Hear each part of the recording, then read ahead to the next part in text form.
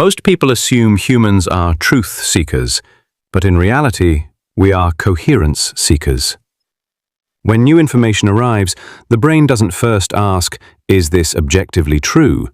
Instead, it asks, "Does this fit my existing mental model without creating internal conflict?"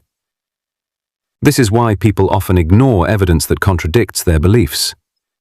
Contradictions create discomfort, known as cognitive dissonance, a psychological tension that arises when new information clashes with what we already believe. To reduce this discomfort, the mind may reject the new information, question the source, reinterpret the facts, or strengthen the original belief. Beliefs are not just logical conclusions, they are tied to identity, emotions, and social belonging. So when a belief is challenged, it can feel like a personal threat rather than a simple disagreement. This is why beliefs are often defended emotionally instead of logically. Facts alone rarely change minds because people don't evaluate information in isolation.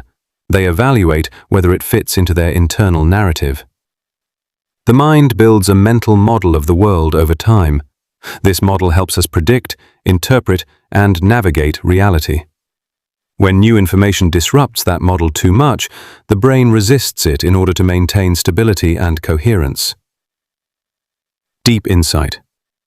People don't change their minds just by receiving better information. They change when the new belief can be integrated into a coherent identity and story about themselves and the world. That's why storytelling is so powerful.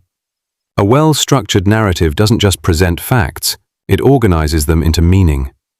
When new ideas fit naturally into an existing or evolving story, the mind accepts them with less resistance.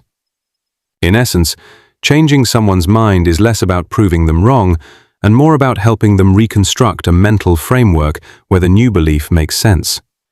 Because at the core, the human mind values internal consistency more than raw truth.